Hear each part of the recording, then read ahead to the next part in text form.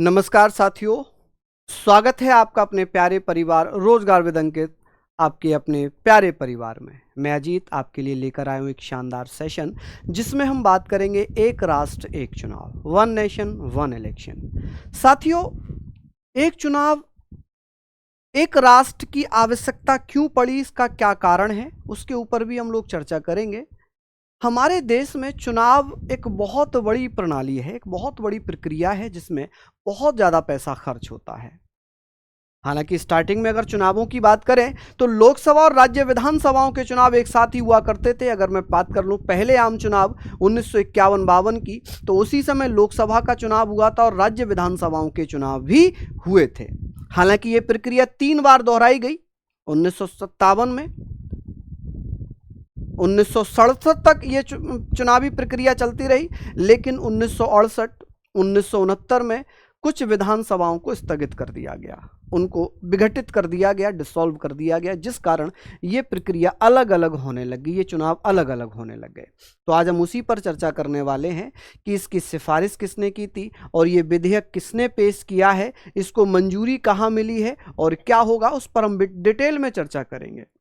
देखिए, नाम से ही पता चल रहा होगा, वन नेशन वन इलेक्शन, एक विधेयक पेश किया गया है और ये विधेयक जो पेश किया है ये भैया केंद्रीय मंत्री हैं जिनका नाम है अर्जुन राम मेघवाल। अर्जुन राम मेघवाल जी के द्वारा ये भैया पेश किया गया लोकसभा में। कहाँ पर पेश किया गया है?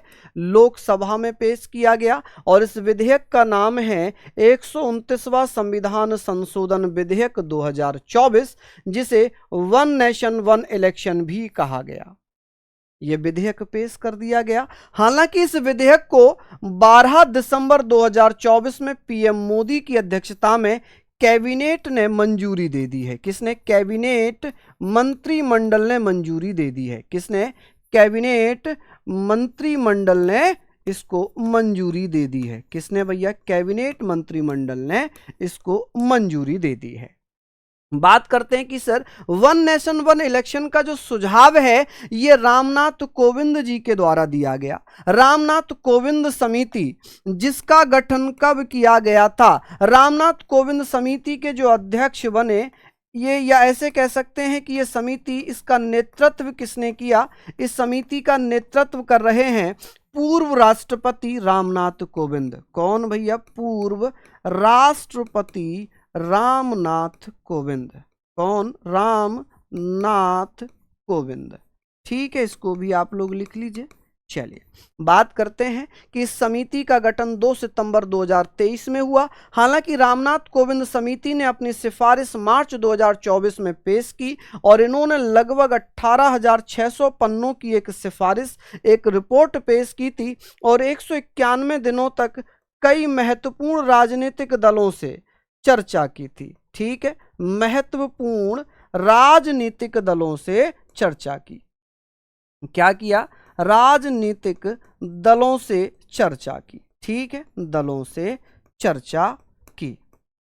ठीक है, दलों से चर्चा की। अब बात आती है कि सर जो ये विधेयक है इसके लिए कैबिनेट मंत्रिमंडल ने व्हिप जारी कर दिया है। क्या जारी कर दिया? इसके द्वारा भैया व्हिप जारी किया गया है। क्या जारी कर दिया? व्हिप जारी किया है। इसका मतलब क्या होता है कि व्हिप जारी कर दिया? इसका मतलब क्या होगा? व्हिप का मतलब है कि जो मंत्रिमंडल के सदस्य हैं, लोकसभा के सदस्य हैं, जितने भी सांसद होंगे वो उपस्थित जरूर होंगे। यदि वो इसकी कार्यवाही में उपस्थित नहीं होते हैं तो उन्हें 10वीं अनुसूची के अनुसार क्या कर दिया जाएगा? हटा दिया जाएगा। ठीक है, या ऐसे कह सकते हैं कि उन्हें उनके पद से सस्पेंड कर दिया जाएगा, सांसद पद से उन्हें सस्पेंड कर दिया जाएगा। ये प्रावधान भी इसमें है क्योंकि ये अनिवार्य है कि सभी सांसद लोकसभा में उपस्थित होंगे। अब लोकसभा में जब ये उपस्थित हो जाएंगे, ये उपस्थित होने के बाद पास करेंगे, तो भैया क्या किया गया? कैबिनेट मंत्री ने कहा, देखिए यहां से जब ये पास हो जाएगा, पास होने के बाद क्या किया जाएगा? इस विधेयक को किसके पास भेजा जाएगा? ये विधेयक किसके पास जाएगा? ये बिल भैया इसको कहां पर भेजा जाएगा जांच करने के लिए? इसको जॉइंट पार्लियामेंट्री कमेटी के पास, जेपीसी, जॉइंट पार्लियामेंट्री कमेटी के पास भेजा जाएगा, पास भेजा जाएगा। ठीक है जी, भेजा जाएगा। और जॉइंट पार्लियामेंट्री कमेटी इस पर क्या करेगी, इसकी जांच करेगी। क्या करेगी जी, इसकी जांच करेगी। और जांच करने के बाद भैया वो अपने सुझाव देगी। क्या होगी, वो अपने सुझाव देगी कि इसमें और क्या किया जा सकता है, कैसे इसको प्रभावी बनाया जा सकता है। तो ये चीजें हम लोगों ने पढ़ ली। ये क्वेश्चंस आपसे पूछे भी जा सकते हैं, तो उसी हिसाब से आप अपने नोट्स बना लेना। हालांकि अब सिफारिश की बात होती है, रामनाथ कोविंद समिति ने क्या सिफारिश की, तो उन्होंने कहा कि एक राष्ट्र एक चुनाव के पक्ष में उन्होंने अपना मत दिया। उन्होंने कहा कि भैया एक राष्ट्र है तो एक चुनाव होना चाहिए। उन्होंने कहा कि सभी विधानसभाओं का कार्यकाल बढ़ाकर 2029 तक कर दिया जाए। भले ही किसी का चाहे 2028 में खत्म हो रहा हो, चाहे किसी विधानसभा का कार्यकाल 2025 में खत्म हो रहा हो, 2026 में खत्म हो रहा हो, 2027 में खत्म हो रहा हो, उसको बढ़ा दिया जाए। 2029 तक सभी विधानसभाओं का कार्यकाल कर दिया जाए। केंद्र, राज्य और स्थानीय निकायों के लिए एक ही मतदाता सूची बनाई जाए, एक ही पहचान पत्र बनाया जाए कि भैया वोटर लिस्ट एक ही बने, चाहे वो लोकसभा के चुनाव हो, चाहे वो केंद्र में लोकसभा राज्यसभा के चुनाव हो। हालांकि हम बात यहां पर केवल लोकसभा और विधानसभा की करेंगे। लोकसभा के चुनाव हो, विधानसभा के चुनाव हो या स्थानीय चुनाव हो, 3 स्तर पर चुनाव होते हैं, केंद्र में, राज्य में और स्थानीय स्वय शासन में। तो तीनों के लिए एक ही वोटिंग लिस्ट बनाई जाए, एक ही वोटर आईडी कार्ड बनाया जाए। लेकिन हम थोड़े से इतिहास के बारे में भी पता करते हैं। यहां पर लोकसभा एवं विधानसभा के चुनाव, प्रथम आम चुनाव जिन्हें कहा गया 1951-52 में हुए, फिर 1957, 1962, 1957 में 3 एक साथ चुनाव कराए गए। मतलब किस किस के, तो इसमें लोकसभा और राज्यसभा, लोकसभा एवं विधानसभा के चुनाव एक साथ हुए। लोकसभा एवं विधानसभा के चुनाव एक साथ हुए थे। ठीक है, विधानसभा चुनाव एक साथ हुए। लेकिन 1968, 1969 में कुछ विधानसभाओं का विघटन हुआ। समय से पहले ही इनका क्या कर दिया गया, यानी कि समय से पहले ही क्या कर दिया, विघटित कर दिया। समय से पहले जब विघटित हो जाएंगी तो भैया क्या हो जाएगा, टाइम खत्म हो जाएगा।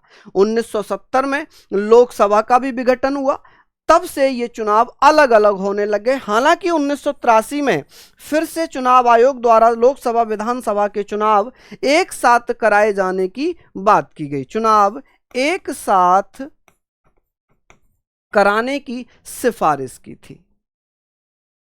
इसके फायदे क्या हैं?